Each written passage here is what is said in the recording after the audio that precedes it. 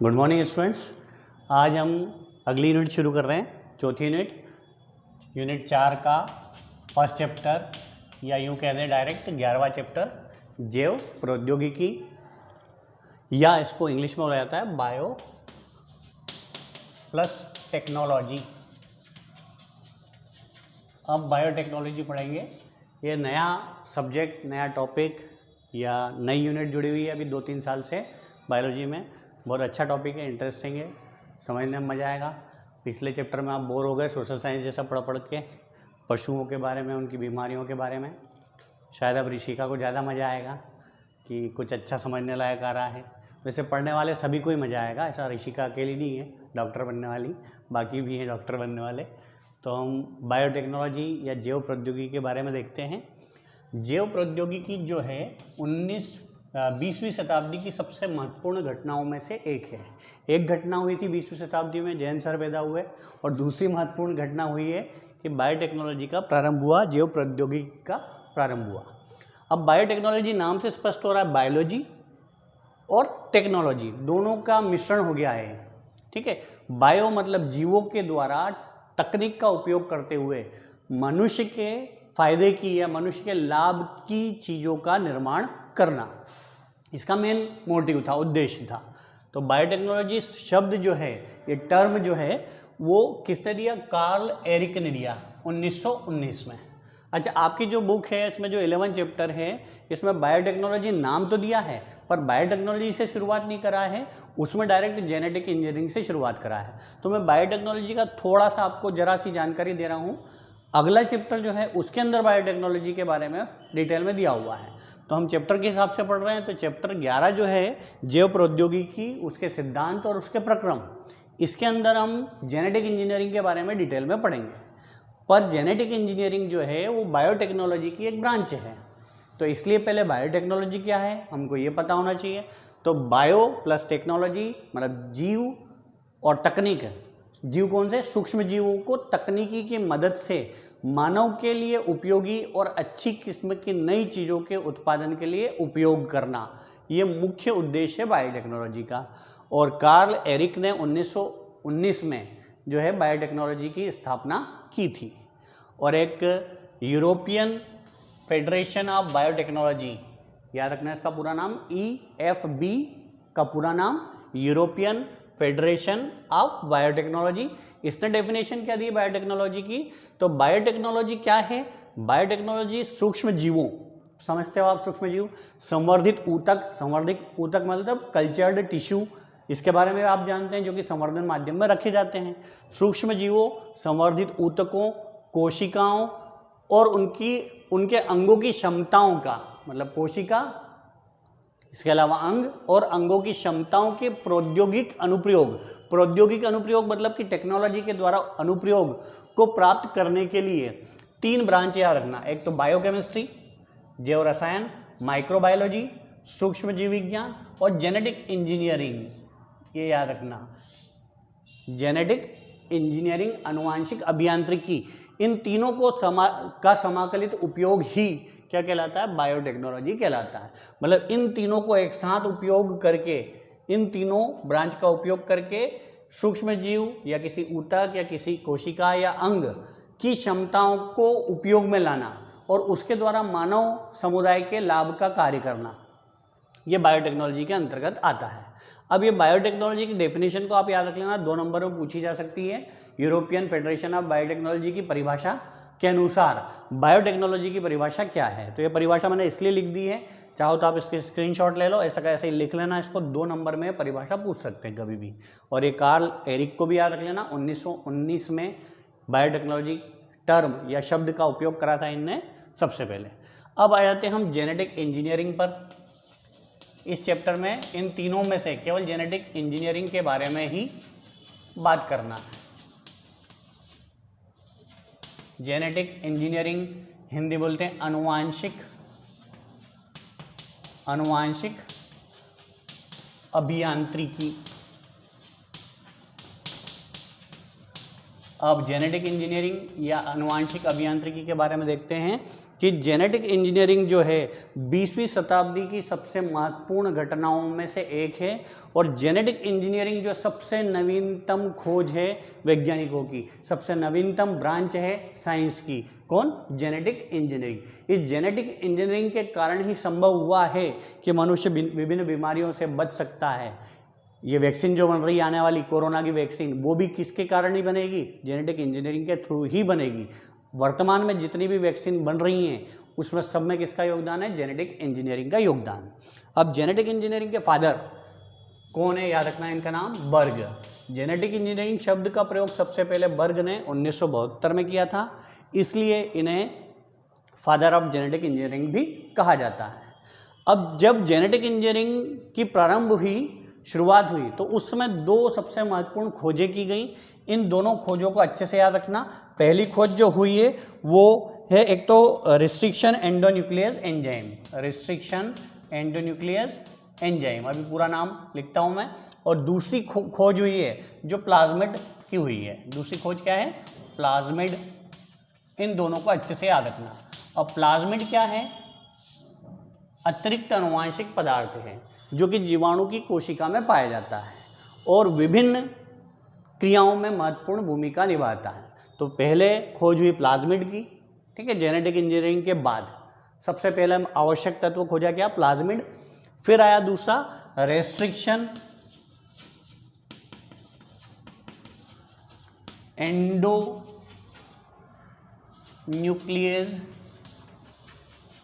Enzyme, या हिंदी में बोलते हैं इसको प्रतिबंधन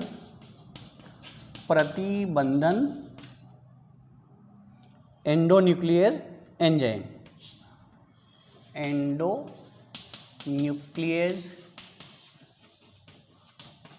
एंजाइम प्रकीर्णव। एंडो मतलब अंदर, न्यूक्लियस मतलब न्यूक्लिक अम्ल के, रिस्ट्रिक्शन एंडोन्यूक्लियस एंजाइम। इसकी खोज करी थी 3 वैज्ञानिकों ने, आर्बर, नॉर्थन और स्मिथ ने। ये 1970 में खोज करी थी और जब इनने खोजा उसके 8 साल बाद मतलब 1978 में इनको इसके लिए नोबेल प्राइज दिया गया था। किसके लिए? REE की खोज के लिए। ये REE को पकड़ के बैठ जाना, ये 5 दिन तक रोज आएगा REE। अब ये है क्या? रिस्ट्रिक्शन एंडोन्यूक्लियस एंजाइम एक विशेष प्रकार का एंजाइम है। इस एंजाइम का काम है कि जो डीएनए के खंड होते हैं, डीएनए डबल हेलिक्स होता है आपको पता है, तो ये डबल हेलिक्स या सिंगल हेलिक्स भी अगर हो डीएनए, तो डीएनए के खंडों को एक विशेष स्थान से काटने का काम करता है ये REE। मतलब ऑब्जेक्टिव टाइप में नोट कर लो, REE को जेनेटिक इंजीनियरिंग की कैंची कहा जाता है। ऑब्जेक्टिव में पूछ लेते हैं जेनेटिक इंजीनियरिंग की कैंची कौन? कैंची मतलब काटने वाली, तो कैंची कौन? जेनेटिक इंजीनियरिंग की कैंची है रिस्ट्रिक्शन एंडोन्यूक्लियस एंजाइम, ठीक है। और दूसरा क्या बताया इसके पहले अपन ने? क्या खोजा था? प्लाज्मिड। प्लाज्मिड जीवाणु की कोशिका में पाए जाने वाला अतिरिक्त आनुवंशिक पदार्थ, मतलब डीएनए के अलावा, जिसमें द्विगुणन की क्षमता पाई जाती है। जिस पदार्थ में द्विगुणन की क्षमता हो वह आनुवंशिक पदार्थ की श्रेणी में आता है। डीएनए के बाद अगला यही है जो कि द्विगुणन की क्षमता रखता है और जीवाणु की कोशिका में अतिरिक्त आनुवंशिक पदार्थ के रूप में पाया जाता है।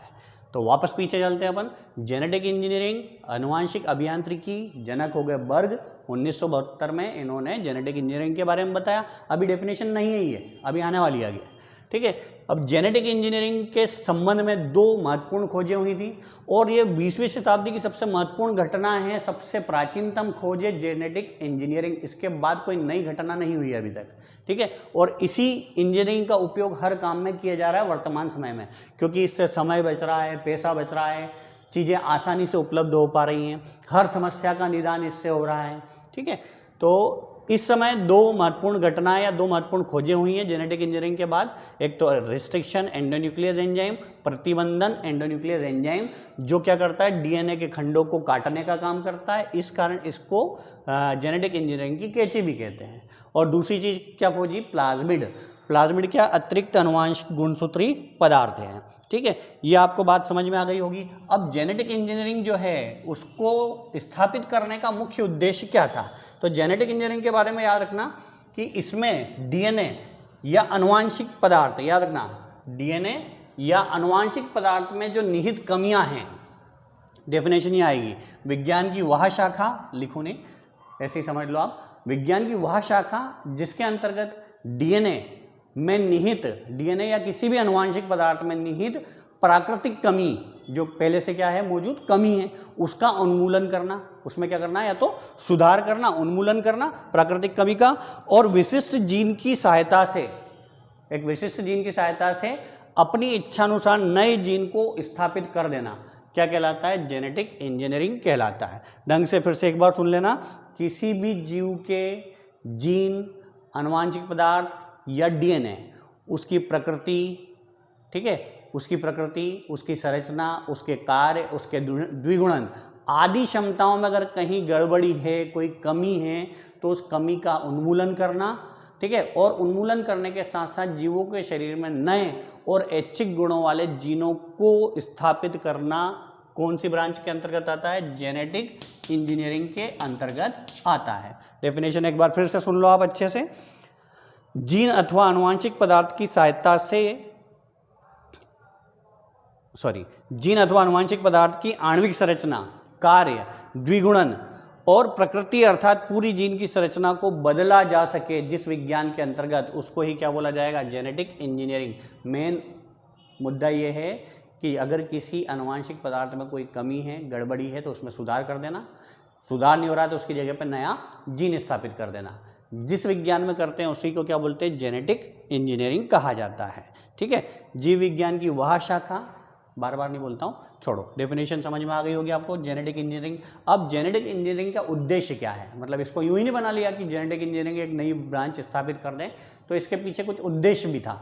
तो सबसे पहले अपन देखेंगे जेनेटिक इंजीनियरिंग के उद्देश्य। अच्छा, अभी एक छोटा क्वेश्चन बना था, बायोटेक्नोलॉजी क्या है, दूसरा क्वेश्चन यहाँ बनेगा जेनेटिक इंजीनियरिंग क्या है, जेनेटिक इंजीनियरिंग के प्रमुख उद्देश्य लिखिए। तो यहाँ पर उद्देश्य 15-20 हैं, मैं आपको 8-10 उद्देश्य बता देता हूँ जो आपको आसानी से याद भी रह जाएंगे। सबसे पहला उद्देश्य है जीन में किसी प्रकार की गड़बड़ी हो, मतलब किसी जीव के जीन में अगर किसी भी प्रकार की गड़बड़ी है तो उस गड़बड़ी वाले जीन को प्रतिस्थापित कर देना हमारे ऐच्छिक गुणों वाले जीन के द्वारा। पहली चीज, पहला उद्देश्य समझ में आ गया कि अगर किसी जीव के जीन में, मतलब अनुवांशिक पदार्थ में किसी प्रकार की गड़बड़ी है तो उस गड़बड़ी को हटा देना, सुधार कर देना, या उसके स्थान पर नया जीन ही ला देना, पहला उद्देश्य।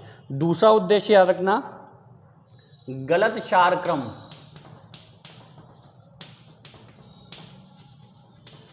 गलत क्षार क्रम, अगर नाइट्रोजन बेस का क्रम गलत है अगर हमारे अनुवांशिक पदार्थ में, तो अनेक अनुवांशिक बीमारियां हो सकती हैं। जैसे आपने सिकल सेल एनीमिया का नाम सुना है, तो वो अनुवांशिक बीमारी है, और वो अनुवांशिक बीमारी होती है बेस पेयर में क्षार क्रमों में अनियमितता के कारण या गलत क्रम के कारण। तो ये गलत क्षार क्रम को हटा करके उसकी जगह सही क्षार क्रम को स्थापित करना जेनेटिक इंजीनियरिंग का दूसरा और महत्वपूर्ण उद्देश्य है।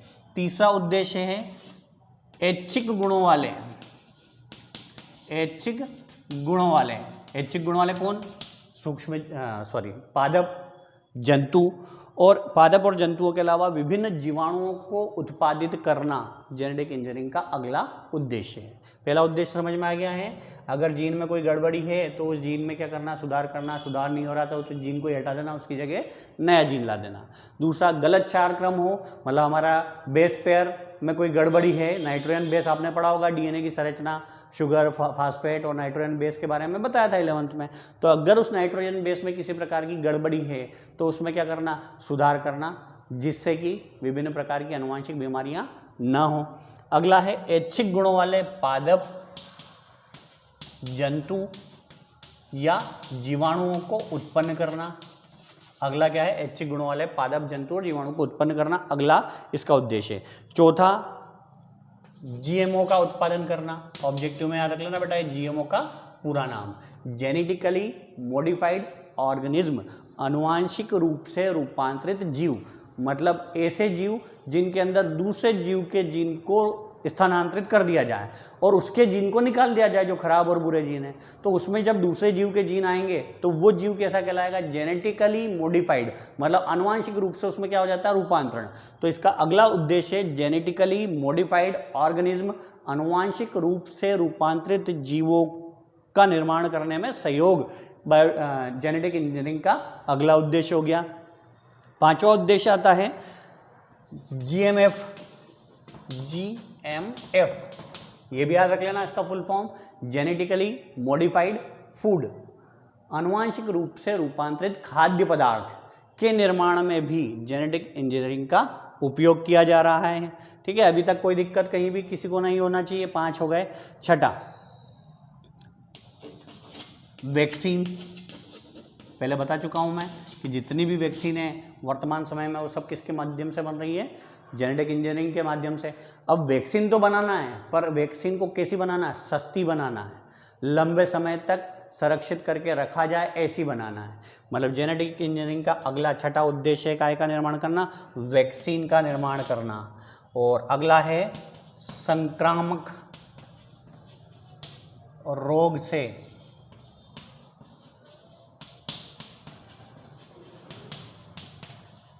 लड़ने की क्षमता को विकसित करने वाले जीन को स्थापित करना, अगला उद्देश्य हो गया। संक्रामक रोग से लड़ने वाले जीन को स्थापित कर देना, और वो कैसे स्थापित होंगे, इस वैक्सीनेशन के ही द्वारा। अगला 8वां, डीएनए फिंगर प्रिंटिंग, आपने इसके बारे में सुना होगा। इसके द्वारा माता पिता या अपराधी की पहचान की जाती है। तो डीएनए फिंगरप्रिंटिंग जेनेटिक इंजीनियरिंग के अंतर्गत आने वाली एक प्रक्रिया है, जिसके द्वारा क्या कर सकते हैं, किसी जीव के पेरेंट्स या अपराधी की पहचान की जा सकती है। अगला और आखिरी 9वां, खराब और खतरनाक, धोखा, याद रखना, खराब और खतरनाक जीन को हटा करके उनके स्थान पर लाभदायक और महत्वपूर्ण जीन को रोपित करना, ये क्या है, इसका अगला उद्देश्य है। और जीन को हटा करके उसकी जगह नया जीन लाना, याद रखना, जीन थेरेपी कहलाती है। ऑब्जेक्टिव जीन थेरेपी क्या है, जीवों में निहित खराब, खतरनाक, हानिकारक जीन को हटा करके उसकी जगह नए जीन को स्थापित करना, क्या कहलाती है, जीन थेरेपी कहलाती है। याद रखना है आपको जीन थेरेपी क्या है। अगला एक और उद्देश्य बताता हूँ मैं आपको, 10वां उद्देश्य, पादप हो या जंतु हो उनमें रोग प्रतिरोधकता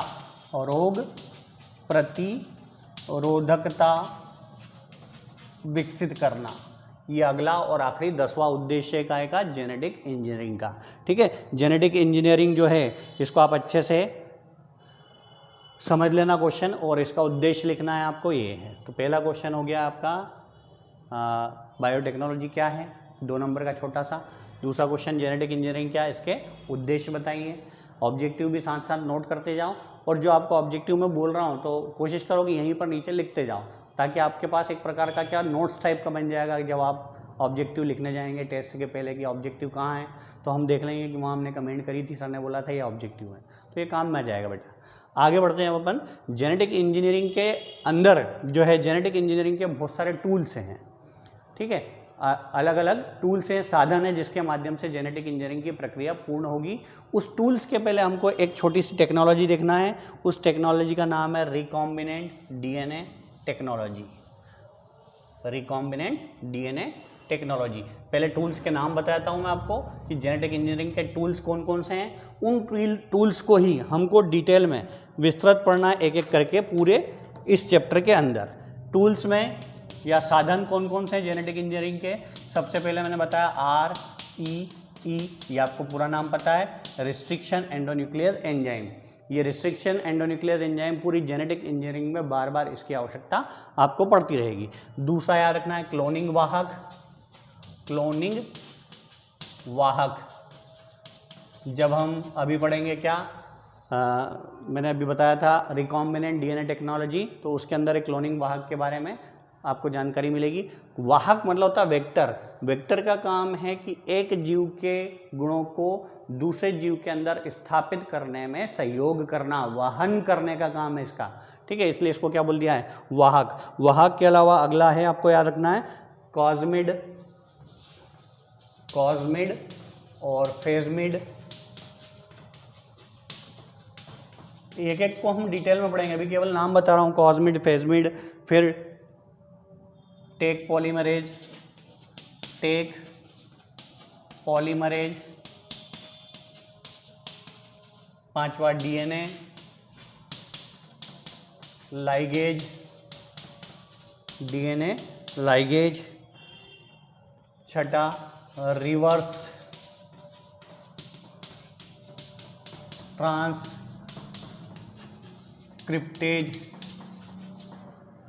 सातवां आर्टिफिशियल जीन, कृत्रिम जीन, कृत्रिम जीन।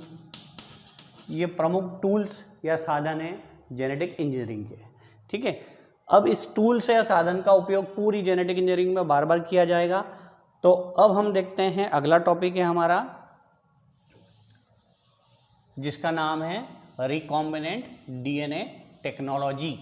रिकॉम्बिनेंट, जहां भी री आ जाए मतलब होता है पुनर्, जैसे रिसाइकल सुना होगा शब्द आपने, है ना, रिसाइकल, रीअरेंज।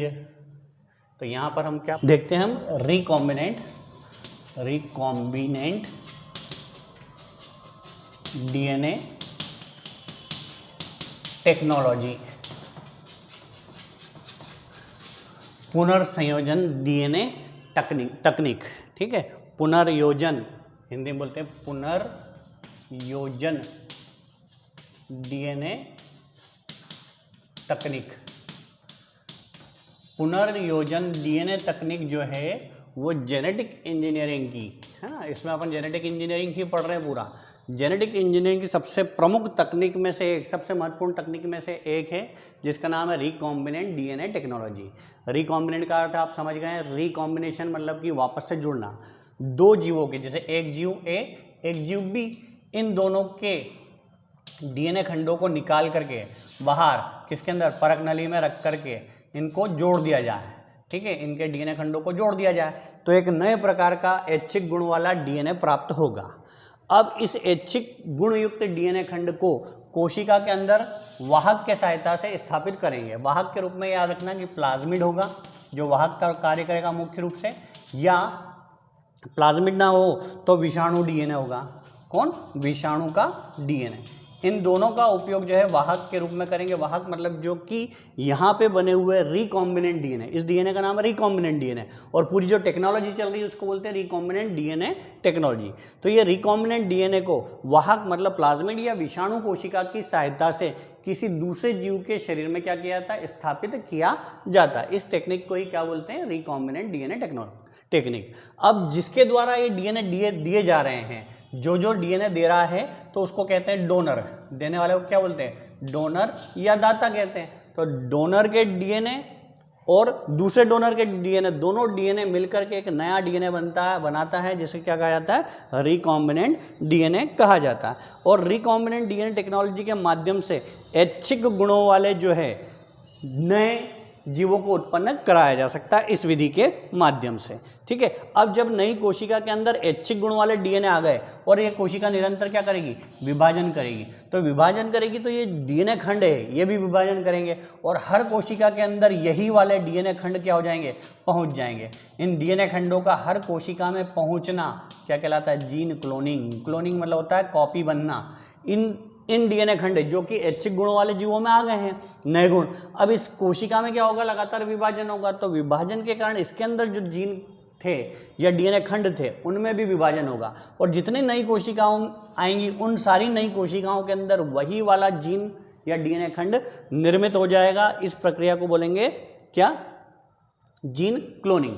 और इस क्रिया को करने के लिए, रिकॉम्बिनेंट डीएनए टेक्निक की क्रिया को पूर्ण करने के लिए ध्यान रखना वही 6-7 टूल्स की आवश्यकता पड़ेगी। आपको टूल्स के नाम एक बार फिर से मैं बता देता हूँ कौन कौन से टूल्स की आवश्यकता पड़ेगी। रिस्ट्रिक्शन एंडोन्यूक्लियस एंजाइम, ठीक है, डीएनए लाइगेज एंजाइम, इसके अलावा क्लोनिंग वेक्टर, टेक पॉलीमरेज, ठीक है। वेक्टर डीएनए, वाहक, फॉरेन डीएनए। फॉरेन डीएनए किसे कहते हैं? जो बाहर से लिया गया डीएनए, उसी को फॉरेन डीएनए या डोनर डीएनए कहा जाएगा। इन सब की आवश्यकता होगी रिकॉम्बिनेंट डीएनए टेक्नोलॉजी में। अब रिकॉम्बिनेंट डीएनए टेक्नोलॉजी के साथ ही हम एक अंतर देख लेते हैं छोटा सा, आर डीएनए और सी डीएनए में अंतर। किस किस में? आर डीएनए और सी डीएनए। सी स्मॉल लेटर में लिखना है, इधर आर स्मॉल लेटर में लिखना है। आर डीएनए मतलब कौन सा डीएनए? Recombinant DNA. वह डीएनए जो रिकॉम्बिनेशन के फलस्वरूप दो भिन्न भिन्न गुणों से निर्मित हुआ है, रिकॉम्बिनेंट डीएनए कहलाता है। ठीक है। और सी डीएनए, इसको कॉम्प्लीमेंट्री डीएनए या पूरक डीएनए जो जीवों के शरीर में पाया जाता है, उसको सी डीएनए या कॉम्प्लीमेंट्री डीएनए कहा जाता है। अब जो आर डीएनए है वो हमेशा डबल हेलिक्स होगा। क्यों? क्योंकि एक हेलिक्स इधर से आया, एक हेलिक्स इधर से आया, तो दोनों के अलग अलग गुणों से एक नया डबल हेलिक्स क्या बनेगा? डीएनए का निर्माण होगा। और इधर कैसा डीएनए बनेगा? सिंगल हेलिक्स डीएनए का निर्माण होगा। ठीक है। अब जो ये आर डीएनए है, ये आर डीएनए जो बनता है दो भिन्न जीवों के कारण बनता है। किसके कारण? दो भिन्न जीवों के कारण। और जो सी डीए बना है, उस डीएनए एक ही जीव के कारण इसका निर्माण होता है। याद रखना, आर डीएनए के अंदर दो डीएनए मौजूद हैं, तो दोनों डीएनए को जोड़ने के लिए एक विशिष्ट प्रकार के एंजाइम की आवश्यकता होती है। उस एंजाइम को याद रखना, ये ऑब्जेक्टिव में याद रखना कि डीएनए खंडों को जोड़ने वाले एंजाइम को क्या कहते हैं? तो डीएनए लाइगेज एंजाइम।